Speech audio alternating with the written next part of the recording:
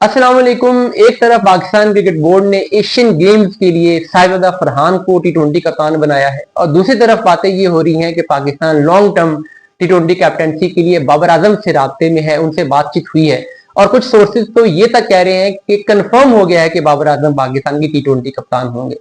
तो क्या अगर बाबर आजम पाकिस्तान के टी20 कप्तान होंगे तो फिर एशियन गेम्स के स्क्वाड में ही बाबर आजम को क्यों नहीं लिया गया, ये एक सवाल है। फैक्ट क्या है इसमें, मिथ्स क्या है, कितनी सच्चाई है, कितनी कहानी है, एक्चुअल सिचुएशन क्या बन रही है, इसकी डिस्कशन हम इस वीडियो में करेंगे। आप देख रहे हैं पाकिस्तान क्रिकेट पॉडकास्ट और मैं हूं शाहिद खान। देखिए मामला कुछ यूं है कि जैसे एक आकिब जावेद ने प्रेस कॉन्फ्रेंस की थी एशियन गेम्स के स्क्वाड सिलेक्ट होने के बाद और उसमें उन्होंने ये कहा था कि ये जो एशियन गेम्स का स्क्वाड गया है इसमें हम कुछ एक्सपेरिमेंट्स करना चाहते थे और हमने इसमें कुछ नई चीजें ट्राई की हैं और ये हमारा एक एक्सपेरिमेंट है। अब कुछ लोगों ने इस स्टेटमेंट से ये पर्पज ले लिया कि एशियन गेम में तो जाता ही ए स्क्वाड है, यानी पाकिस्तान शाहीन का स्क्वाड जाता है और ये जितने भी प्लेयर्स गए हैं ये बेसिकली पाकिस्तान शाहीन के लिए गए हैं जिसकी कप्तानी पाकिस्तान ने साइफुद्दीन फरहान को दी। लेकिन दूसरी तरफ अगर आप देखो तो जो इंडिया ने स्क्वाड अनाउंस किया है उनका फुल स्ट्रेंथ स्क्वाड, यानी शाह सैयद कप्तान है और वही प्लेयर जो अभी इंग्लैंड में आए थे जो उनकी फुल स्ट्रेंथ टीम थी वही एशियन गेम्स के लिए है। इसी तरह से अगर आप बांग्लादेश को देखोगे, आप श्रीलंका को देखोगे, आप अफगानिस्तान को देखो तो हर टीम ने अपना फुल स्ट्रेंथ स्क्वाड अनाउंस किया है। तो अगर एक टूर्नामेंट को इंडिया अपनी फुल स्ट्रेंथ टीम भेज रहा है, बाकी बोर्ड भेज रहे हैं, तो पाकिस्तान क्यों नहीं भेजेगा? पाकिस्तान ने भी अपनी फुल स्ट्रेंथ टीम ही भेजी है।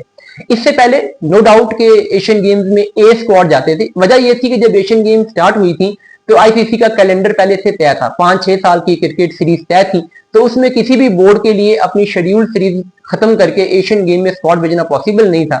लेकिन बोर्ड ने इनकार नहीं किया, तो बोर्ड ने कहा कि चलो जितनी देर तक हमारी सीरीज पहले से प्लान है उतनी देर तक हम अपना बी स्क्वाड, ए स्क्वाड, शाहीन जो भी नाम दे दें वो भेज देते हैं और उसके बाद हम अपना मेन स्क्वाड भेजना शुरू कर देंगे। अब चूंकि वो टाइम पूरा हो गया था 5-6 साल का जो एक पहले से शेड्यूल बना होता है, तो इस दफा टीमों के पास टाइम था, सारी टीमें उस टाइम पे एशियन गेम के टाइम पे अवेलेबल थी, यानी अपने फ्यूचर टूर प्रोग्राम में इस दफा बोर्ड ने एशियन गेम्स को रखा था, जिसकी वजह से इस दफा फुल स्ट्रेंथ स्क्वाड गए हैं।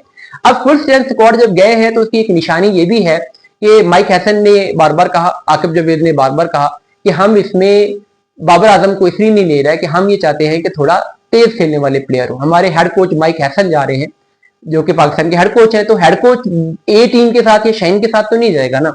तो बात यह है कि पाकिस्तान क्रिकेट बोर्ड ने ये डिसीजन कर लिया कि पाकिस्तान टी20 क्रिकेट में नए प्लेयर के साथ जाएगा। ये डिसीजन हो गया। इस डिसीजन को अनाउंस करना मुश्किल था कि हम शाहीन को नहीं ले रहे, हारिस को नहीं ले रहे, बाबर को नहीं ले रहे। क्रिटिसिज्म बहुत ज्यादा होता है कि जी या तो आप नए प्लेयर को खिलाते नहीं हो या आपने अचानक सारे प्लेयर ही बाहर कर दिए, शादाब भी बाहर कर दिया, आगा भी बाहर कर दिया। तो क्रिकेट बोर्ड ने इसमें थोड़ा सा एक डिप्लोमेटिक तरीके से ये काम किया कि कहा कि इसमें हमने एक्सपेरिमेंट किए, आगे जाके हम अपना फुल स्ट्रेंथ स्क्वाड उतारेंगे और हार भी जाएंगे तो कहेंगे कि यार हमारा तो ए स्क्वाड गया था तो कोई बात नहीं, हार गए। लेकिन साथ में कहीं ना कहीं जेन में ये बात थी कि अगर हम जीत गए, अगर हमने यहाँ अच्छा परफॉर्म कर लिया, अगर यहाँ पे नए लड़कों ने परफॉर्म कर लिया तो फिर हम इसी टीम को आगे कंटिन्यू रखेंगे। हम कहेंगे कि भाई नए लड़के अच्छा परफॉर्म कर रहे हैं तो हमें क्या जरूरत है सीनियर को वापस लाने। लेकिन सीनियर को वापसी का दरवाजा बंद नहीं करना चाहिए, क्योंकि अगर खुदा न खासा ये स्क्वाड बुरे तरीके से हार गया तो फिर वही सब लोग उठ बैठेंगे कि जी आपने अचानक से यंग टीम क्यों बना दी, फलां सीनियर को लेके आओ, बाबर को लेके आओ, शाहीन को लेके आओ, हारिस को लेके आओ।